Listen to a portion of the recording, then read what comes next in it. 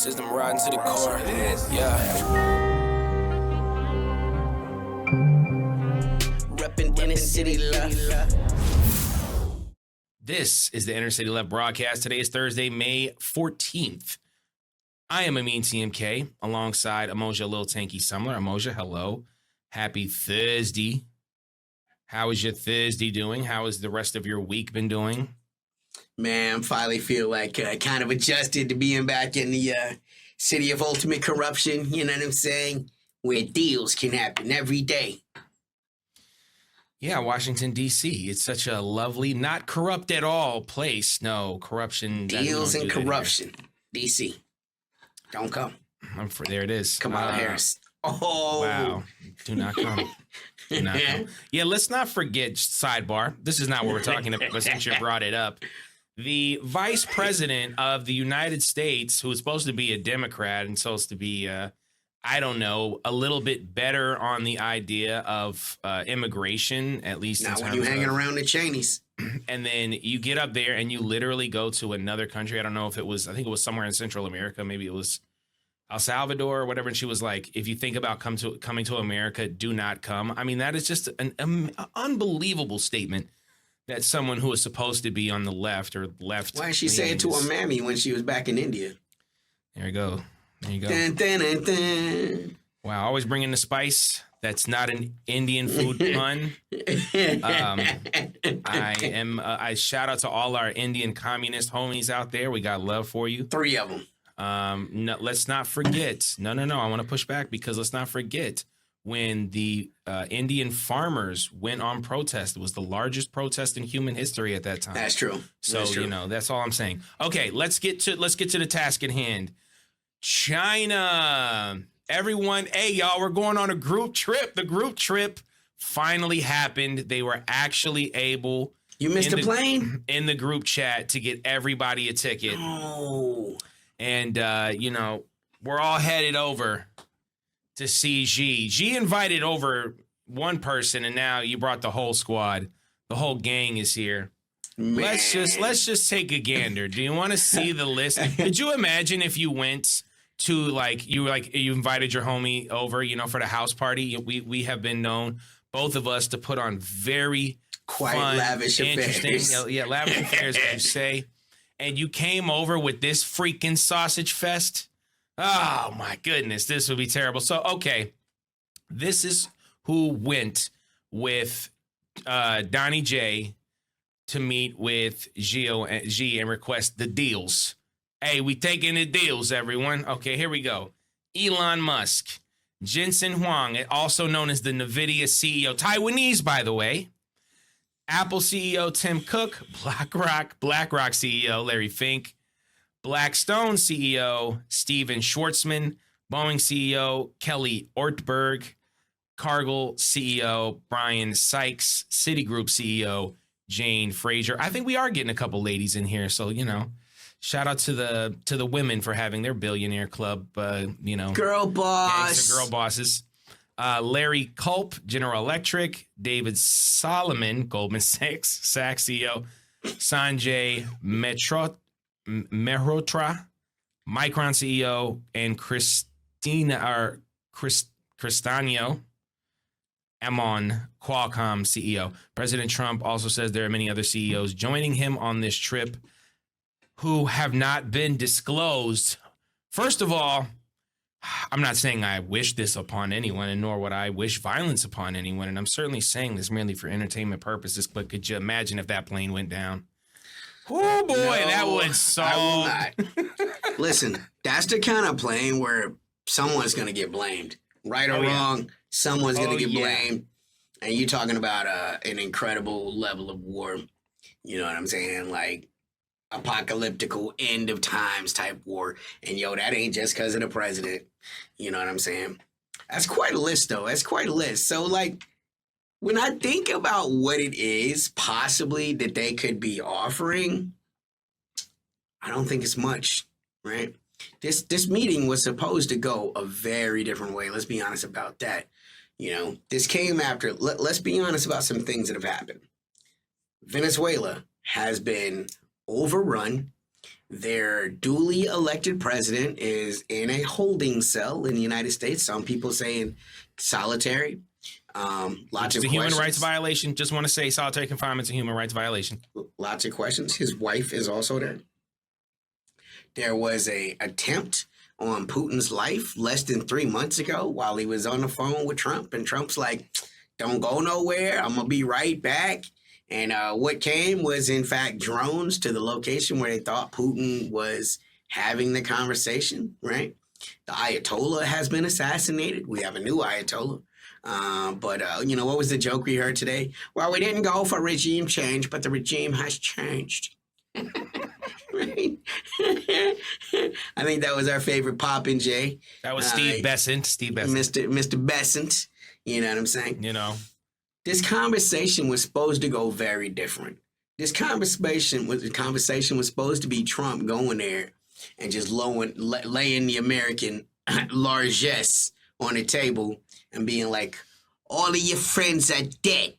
Now what you gonna do? Make the deal. These are the terms. Unfortunately, because of the incredible resistance put forth by Iran, which continues to this day, and the surprising inevitable victory of Russia over Ukraine, this conversation has went very different. So most of the oil that China was getting from these nations, with the exception of the loss of the Venezuelan heavy crude, is still pretty much unimpeded. China's energy infrastructure is still pretty much well-to-do. They have some of the cheapest energy cost in the world. And that's for a government that is serving 1.5 billion plus people, So what are we left with? Debts. We're left with continuing rumors about the degradation of the American military arsenal. Right now, I think reports of how low the stocks are, I think they're grossly overrated. I think the United States makes sure that they keep plenty on them, but you might have a little bit less than you want to. Certainly less than you want to if you're thinking about going to war with China in any type of capacity, right? So what do they need? They need money. You already see that the United States savings bonds, right? 5-point yield on a 30-year save treasury bond. That's incredible.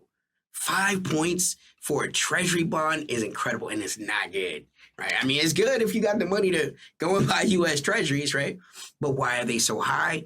Confidence in the American dollar is at pretty much an all-time low. They haven't had the points this high since before the housing crash. All the way back in 2008. So that's a sign in and of itself that the real economy is in a dangerous place. And who could buy those? Who could buy those bonds that's not buying them? China. So why do you bring all of these CEOs? To sweeten the pot. Buy these treasuries. And what we'll do, we'll go ahead, we'll talk to Mr. Jensen. We'll go ahead and open up the NVIDIA, AI, advanced AI chips, which, by the way, would destroy the burgeoning Chinese market that they've had to build from the ground up, since it was America, in fact, that decided that Taiwan couldn't sell these chips to China, right? Just wrap your brain around that one for a second, okay? You also have the blacks, right? Blackstone, BlackRock, Now, normally what they're interested in is real estate. But they're not going to be offered no kind of deal in China to buy up land. China just doesn't do that.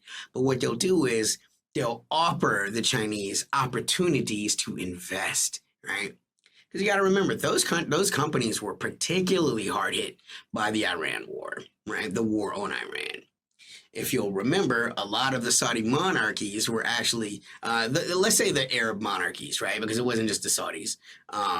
In particular, it was the United Arab Emirates, and the Bahrainis. There were huge runs on cash to the point whereas BlackRock had to make a maximum withdrawal kind of statement, because immediately they became a lot less liquid, than they would be. They expect maybe $1 million get drawn out, maybe $10 million get drawn out. You don't ever expect somebody to come and be like, yeah, I want to withdraw $2.5 billion to kind of, tidy up my economic woes right now. Remember, UAE started hitting everybody, every loan, they were calling in loans from the Pakistanis, right? So they need a cash infusion. And the only real place that can come from is China. Normally they would go to Japan for this, but Japan is just 3 shades away from an economic downturn themselves. They've had to go to Scott Bessent to do credit swaps, which is the same thing they did in Argentina. And also Bahrain and UAE, right? China's not interested in that. China has all the dollars that they want. This was supposed to be a very different meeting. But now all it is give us some money, and please, please, please give us some more access to those rare earths so that whatever the American arsenal is looking like, they can begin the hard work of replenishing what they've spent in Ukraine conflict, replenishing what they've spent in the Iranian conflict and conflicts all around the world, They're bombing Somalia. They're bombing where the United States is bombing is a hard question. The easier question normally is where aren't they bombing, right? All of these conflicts have left their stores incredibly low. And it's important to say a good deal of this is a direct result of Trump starting his trade war with the Chinese. If you'll remember, all the way a year ago, what did they do? They limited American access to rare earth minerals. See, that was the Trump card the Americans, no pun intended, wanted to have with petroleum. They wanted to be like, all right, we need rare earths. You need petroleum. You know what you got to do. That scenario has not come to pass. That scenario has not come to pass. So instead of coming there, being able to put the American largest on the table, they had to come there hat in hand with all of these incredibly powerful CEOs to be like, give us some money and we'll talk about what we can give you. But again, Boeing, that's another great example. Why would China want to buy Boeing right now? Whatever their passenger liners do, right? First off, they're not very reliable. They're not even as reliable as Airbus. Let's be honest about that. But China has its own burgeoning aerospace industries. So every time you're buying American, you're hurting the Chinese industries. This is another example of, hey, can you help us hurt you?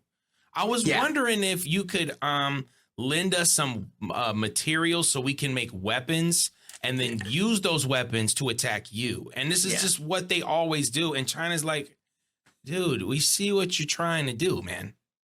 Yeah. And so I don't expect a whole lot to come out of this meeting. They're going to go there begging. The Chinese will be incredibly polite. And they're going to be like, hey, look, it was good to see you. Let's do this again sometime. Let's not forget, there wasn't was it like 10 months ago, Trump was in Beijing and having their conversation where they was just like, we the G2. Yeah, G2. Like, nah. Right. I don't think so. Yeah, straight up the Jonah Hill in neck. Nah.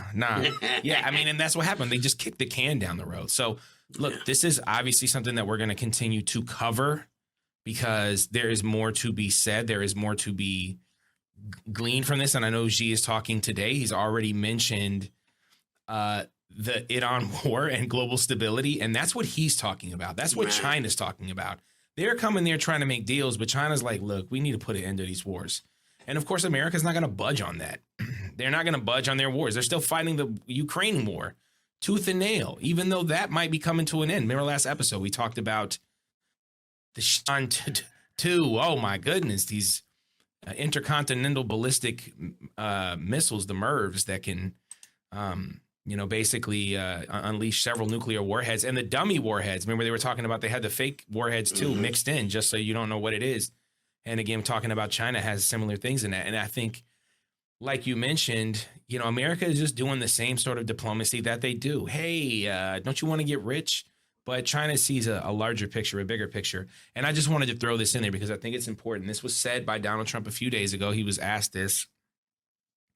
It was a reporter while he was, I think he was out in, White House lawn. He takes these little questions. The reporter asked him, to what extent are America's financial situations motivating you to make a deal with Iran? Trump's response, not even a little bit. I don't think about Americans' financial situation. Ouch. That's crazy Ouch. work. It's crazy work. What in a Mike Pence? And this is, just kind of, I think, brings us to, and of course, there's so much more, again, to talk about with China. But there's a little war going on over the Strait of Hormuz. And this has been a big part of, like you said, the conversation with Xi was supposed to be, hey, look what we did, look what we got. And they're having a hard time negotiating in America's sense because, they are used to negotiating with a knife at your neck. And that's not how it is right now with Russia and Iran. So this is from yesterday. This is Fox News. Of course, take it with a grain of salt. Today as well, we've warned the enemy that if they once again commit aggression and once again fall into a miscalculation, just as they did in the past, and are now in fact paying the price for those past mistakes and bearing the consequences. Iran's president also shared a short statement on social media saying, in part, we will never bow our heads before the enemy, and if talk of dialogue or negotiation arises, it does not mean surrender or retreat. By the way, Iran is also warning any vessels from countries that comply with U.S. sanctions will face difficulties crossing the Strait of Hormuz. But meantime, U.S. continuing its stronghold, its blockade over the strait. And as you mentioned, the U.S. Central Command has so far redirected more than 60 ships and disabled 4 others. So we'll wait and see. But the initial response to what we've heard from Iran, not exactly positive from the Trump administration. Tommy, back to you. Ashley Webster in Tel Aviv. Thank you so much. So that leads me to this, and then I'll get your response. This is from The Islander. Well, give me a moment, actually. I'm going to take this little... But I mean, just to let you know, even on Fox News, they're letting you know it's going the way that we want it to go. So this is from The Islander. Iran handed Washington a list of demands for ending the conflict that reads like a capitulation for the U.S. and Trump. Called it totally unacceptable, and Trump called it totally unacceptable. No groveling by Iran, no surrender, no dismantling Iran's nuclear program. Tehran's formal response, sent through Pakistani mediators, is crystal clear. Immediate, permanent end to the war on all fronts, including Lebanon. So that's not going to happen. That's one non-starter, of course. Lift the illegal U.S. naval blockade of the Strait of Hormuz. Full sanction relief, release of all frozen assets, and reparations. We've already heard Donnie J say several times, reparations is not something that he does. He is baffled by it. And so that's also, I think, a non-starter for the United States. Recognition of Iranian sovereignty and control over the strait. And nuclear talks, postponed indefinitely. Iran keeps its enrichment along with the stockpiles. Minimal concessions to be discussed after the war ends with meaningful security guarantees. Your thoughts? What is happening right now in the Strait, and kind of what is your thoughts on Iran and the Islander and the report we just saw from Fox? Yeah, I mean, all of this is pretty much with what's keeping with the actual reality of the war. This is a game of chicken, and we're gonna see who bends the knee first, because again, on one side, you have the Iranian economy, which has already been under quote unquote maximum pressure sanctions for close to a decade, some form of sanctions, one way or the other, for the past 47 years. And so in many ways, they feel like we've learned how to endure this pressure. You know what I'm saying? On the other hand, you have the entire world economy, where every day that goes, this staggering loss continues to be not added to the production lines and the expectation for what the oil flows will be. You don't have to stop 100% of the world's global oil. The world needs every drop of oil that can be produced, so when any of it goes offline, who's gonna not get it, right? This goes so far beyond drivers and their cars. Petroleum is the engine in the back of every major economy in the world today. So, Yeah, again, just imagine if 20% of the money flow disappeared immediately, right? 20% of anything, 20% of the textiles, 20% of anything is going to cause incredible stopgaps that can't be fixed, right? These are shortages that the world economy cannot overcome. And it's so much more than just petroleum. We've talked about this. We've talked about the impacts that has in farming, as far as like farmers need diesel to make their tractors work. Farmers need the petroleum byproducts, the fertilizers that come from these industries, right? We've already talked about how, there are projected incredible losses in the wheat production of the United States alone. Like, these are costs that the Americans don't see yet, but next year will be unavoidable. This goes beyond, like, this is not something you're going to be able to fix with the midterms, right? Like, there's nothing that can change this other than the reopening of the Straits of Hormuz, which the Americans have said they're going to do several times. And yet, every time they attempt to, they get smacked, And this isn't just me saying it. The Cradle put out an article a couple of days ago that talked about the fact that even though the Americans flew 13,000 sorties during the war, they lost 39 aerial assets, including an E-3 Sentry, which is an AWACS, and an F-35. Like, that is the flagship of American air power. Like, no war has ever seen an F-35 get shot down. This war did. And that's just, there's no reason to believe that it's going to go any better in any kind of way. For right or wrong, Trump understood the only real answer that he had to end the conflict in a decisive way was something that had received so much pushback that up to 8 generals were fired. And I think we all know what he was insinuating when he was talking about Iran needs to make a deal soon or they're going to be glowing in the sands, right? Like, he understands rightly in that way. The only way to possibly capitulate them is to use non-conventional weapons. Unfortunately, for the Americans, the only kind of non-conventional weapons they possibly could get away with, right, are the nuclear weapons. This is why Russia has spent so much time looking for non-nuclear, non-conventional deterrence. Weapon systems like the Orishnik, right, which are not nuclear, but do damage up to and including what you might expect from a nuclear, especially as far as like penetrative power goes, right? The Americans have the MOAB, the mother of all bombs, but it hasn't proven to be a great. It can go to a depth of maybe 60 meters. That's not going to help you when these missile silos that can fire back at any given moment, and the Iranians are saying we're not at 75% as people expect. We're actually at 120% the capacity that we were before the war. Now, whether or not that's true, who knows? But that is what they're saying.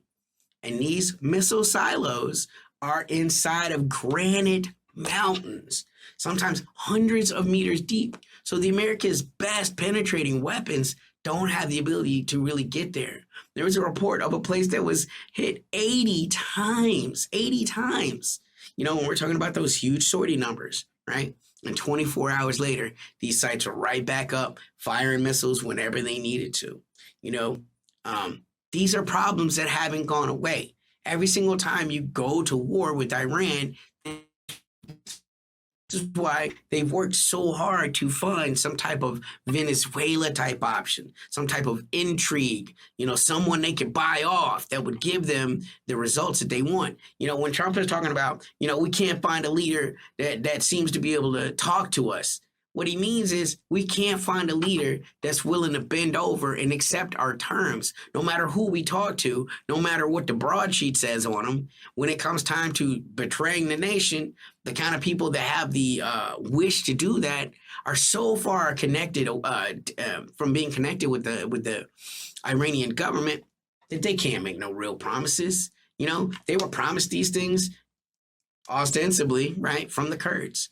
They were promised these things ostensibly from a lot of different dissident groups, and none have been able to deliver on those promises. This is what Trump is, complaining about. Oh, we gave them all these weapons and nothing happened.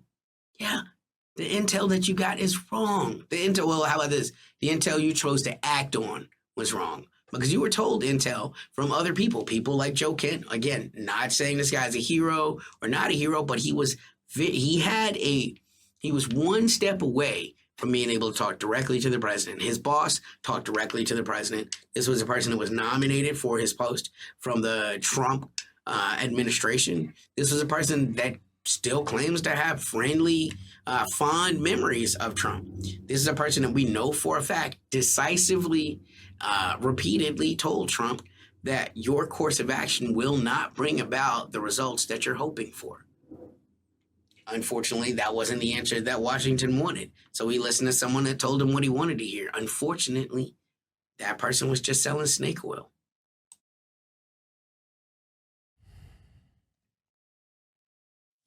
Yeah.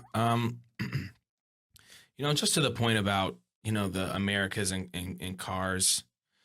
And I just was, thinking about this. Like when you go to other places, not mostly there are cars, of course. I'm not saying that there are not significant amount of, car ownership around the world, but a lot of people like share cars or like get taxis or take the train or take the bus. And, of course, we're on the East Coast and you've lived in Chicago. I've lived basically in the DMV area my whole life. I've always had access to public transportation. So in that way, we've been spoiled a little bit. But the rest of the country doesn't really have great, public transportation. This is a very car-centric country. And because people are basically driving their cars everywhere they go all the time, of course, they are experiencing that pain at the pump. But, when we were, doing our thing last week in the community, like I said, we're in a community too. Like we're not just out here doing, analysis, which is what we do both. And we're driving and we're seeing those big trucks out there, carrying these large pipes and these other aspects of these big freight. Those places, those things can only be moved by large trucks that require diesel fuel, which makes everything a little bit more expensive. Fertilizer about to go up. You're muted, by the way, but fertilizer is going up. What were you saying? I was just saying, and also trains, which also require diesel. You know what I'm saying? That's the only two ways to move big things, Yeah. And the fertilizer effect, which is going to be seen very soon. Food prices already was going crazy after COVID. Absolutely insane. And now they're going up again. The times of the dollar menu, the times of the $4 oh man, I feel I've straight unked them right now. Anytime you bring up that, we can keep going on this, but I wanted to touch on this a little bit. I'm just switch up a little bit here. It's not going well in Europe, dude. It's not going well in there, man. And I know that people always hitting this up. All you guys, live in Europe. You don't know what's going on, but we talk to our comrades in Europe, okay, and. Shout out to JC Casey and Commie Central. Shout out to the homies. But this is from Spetsna. Latvian Prime Minister. Latvian government has collapsed. Prime Minister Iveka Salinia resigned due to incompetence. Quote, she said, "It doesn't matter whose drones hit the oil depot in Latvia. The main thing is to remember Russia's responsibility for it. Russia is the aggressor." So I don't know what happened where. But you are now seeing a prime minister have to say, look, he punched me in the face, but it was my fault. It wasn't his fault. I ran into his fist, and like you have to tell this ridiculous story because these were, of course, Ukrainian drones hitting Latvia, home of Kristaps Porzingis, by the way, for my NBA fans. And now the Latvian prime minister has to play this ridiculous game.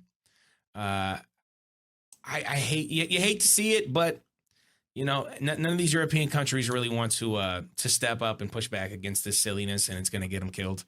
Your thoughts on this story? They say in the South, play stupid games, win stupid prizes. Win stupid prizes, man. Silly prizes. Damn prizes. I mean, this came from Latvia, Estonia, all of those little Baltic nations trying to be far too cute We've talked about this on Inner City Left for months now, how because the Russian airspace is so tightly regimented, the Ukrainians have given up essentially trying to fire into Russia through Russia. So what have they been doing? Literally invading the airspace of the Baltic nations. And this ain't even the first time we've had this is not new.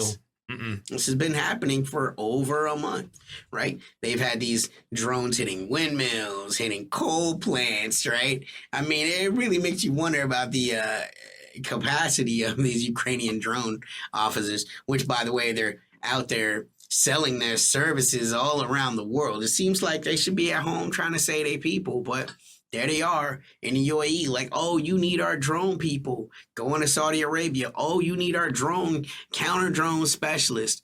And meanwhile, the actual drone specialists that are in Ukraine are flying in the Latvian oil depots. You know what I'm saying? Maybe it's an accident. Maybe, but at this point, it's hard to believe anything. There is a war on petroleum. And refineries have been blowing up all around the world. Maybe this is a normal thing that happens, but it seems incredibly strange that we've had refineries all around the world just exploding, But specifically, they've been targeting the Ukrainians have been targeting, we'll say nominally the Ukrainians, right? Because we know where they're getting their information from, their ISR. They've mostly been targeting Russian assets. They've been using these drones to attack oil refineries near St. Petersburg, all pinprick attacks on the greater Russian petroleum apparatus because, again, the average American has no idea how much oil the Russians make. America, Saudi Arabia, Russia. You need to think in those terms, as far as like some of the largest providers, some of the also really large ones, Mexico, Canada, Iran, you know what I'm saying? But they're like second tier. As much as they push, they're like second tier because a lot of the oil they produce isn't as commercially, it's not what you need, right? It's the wrong viscosity. But the oil that you want for your cars, mostly Russian oil, Saudi oil, Iranian oil, American oil. Those are the big ones for like have the most utilization. Those are the ones that have the impact on driving and jet fuel and things like that. The Russians have not been majorly affected as far as their production goes. They've incurred some costs, that is for sure. And then, all of the attacks on their quote unquote shadow fleet. But at the end of the day, it's just a pinprick. But the question that we need to ask ourselves is, what would have happened if it had went the other way? If these were Russian drones that were actually hitting Latvia? Because the thing to understand is, it's not that like Latvia is some like super powerful military, but they are a full-fledged NATO member. And it's the kind of thing that almost invariably, inevitably, perhaps immediately, Article 5 would be declared, which would be a call to aid from all the other NATO partners. America, Britain, Turkey. Like, you may not think about Turkey as a huge military, but they are. They're actually one of the largest, most competent militaries in the world, right? All of these forces could then be only brought white to supremacy bear. Makes you believe otherwise. Right. No, that's a fact. That's a fact, right? That's the joke in Turkey right now is like, oh, Turkey's like Iran. Iran's like, we're not like Iran. But, you thinking about making us part of the Greater Israel Project, I think it'd be easier for us to make you part of the Greater Turkey Project. Like that smoke's been going on for a minute. And the Turkish army is quite capable and quite large. But all of those forces would be brought to bear against Russia. So, you have to ask yourself then, why hasn't Latvia declared an Article 5 on Ukraine? Ukraine is not a member of NATO, and you have attacked a NATO member now, on accident, on purpose, who can say, you're going to get Nord Stream type stories, oh, the Russians, they blew up their own pipeline, right? When the prevailing theories are right now is it was the Ukrainians, although there is a quite compelling video or two of Miss Victoria Nuland. And of course, Joe Biden celebrating and ensuring that it would, in fact, one way or another, be taken offline. You know, again, Germany is a NATO member. Why was an attack if Ukraine disrupted the Nord Stream? Why did not invoke in Article 5? It seems like Article 5 is really just a proposition to get all of Europe to go to war with Russia. Because when Ukraine violates these things, it's still Russia's fault. But see, the people weren't buying that. The people in Latvia were not buying that. She said that bullshit, and immediately they was like, nah, you gotta go. And she's out. Now compare and contrast that statement with what you had earlier about the President of the United States saying, I'm not worried at all about Americans' financial situation. You're still gonna have all the MAGA people out there like, y'all don't understand, it's 5D chess. You know, what he really meant to say was, and that's what J.D. Vance did. And that's what, what's his name, Fetterman did, you know? The guy who once again stood up and blocked the War Powers resolution that was going to force Congress to take a vote on whether or not Trump could continue. Once again, it's always just the right amount of Democrats that can stop these things, you know. But I'm supposed to believe, what a coinky-dink, that somehow if we reward them in this midterm, that we'll see some type of different action. Have we seen any of these Democrats condemning the American assault on Cuba? They attack Trump from the right. You're not doing enough. You haven't been struck. Remember, last episode we talked about this. It was on what was that stupid show that they have, Face the Press, and they were talking to dude, and they were like, you know, what do the Ukrainian people need? They're like, oh, the Ukrainian people want the war to end, and then she's like, well, how can they help them in the war? And he's like, well, Donald Trump has not given them what they need to stop Russia. No, that's not the problem. Mm-hmm. Russia's already won. There's already this. Think about this, man. The amount of land that Russia has taken and held is not something that any country other than Russia could do. Holding land is just not something that can happen. Look how much trouble the Israelis are having in Lebanon. And Lebanon is a country that is in war with itself, the U.S. puppet government that is instilled there, and also Hezbollah and the resistance forces. And they are still having a hard time holding this land for any real amount. And again, it can be ambushed at any time by Hezbollah. And I'll see you and raise that with the difficulties America had holding Iraq. You know, the difficulties America had holding land in Afghanistan, right?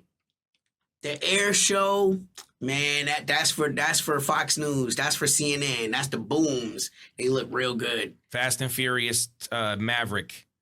But wars are won on the ground, and people die there. And also in here and in here. Hearts and minds. And again, regime change. Scott Bessett said, oh, the regime changed. Yeah, it did.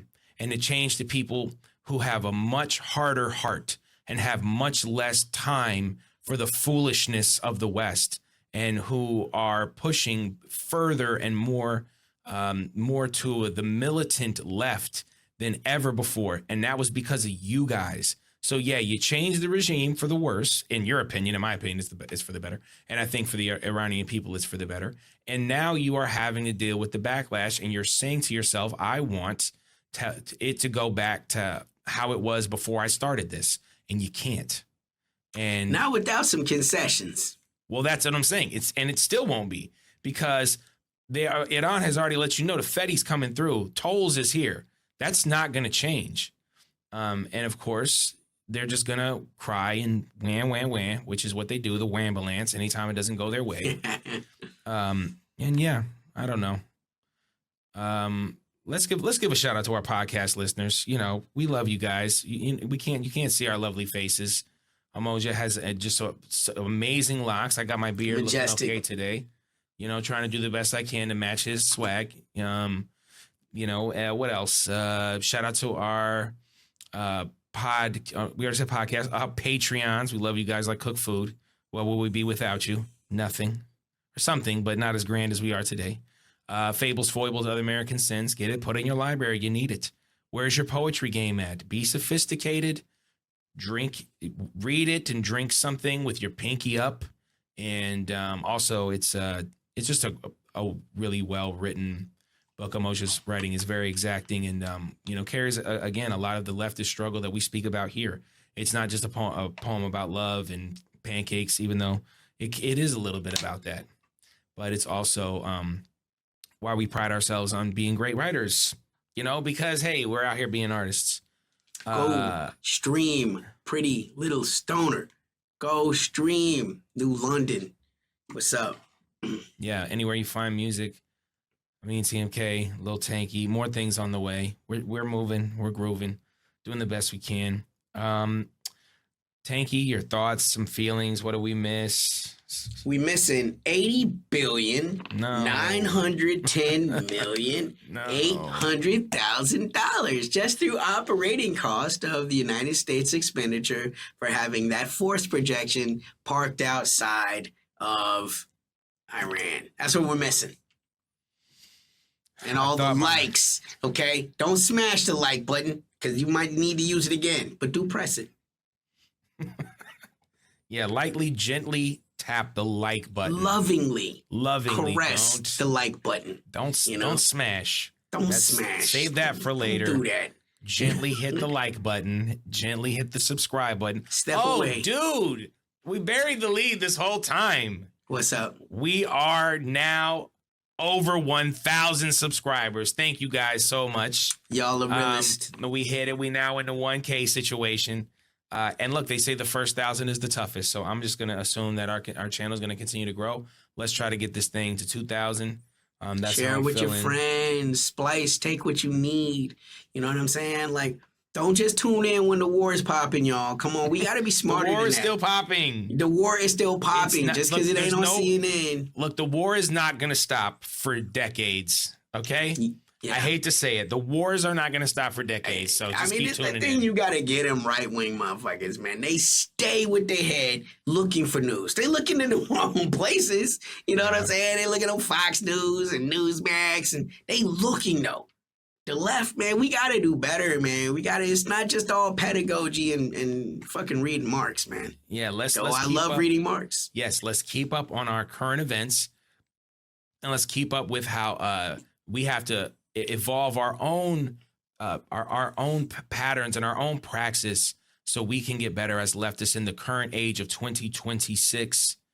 Anyway, for Amoja, Lil Tanky Summer, I'm Amin TMK. This is the Industry Left broadcast. Peace. System riding to the core. Yeah. Reppin' in the city left.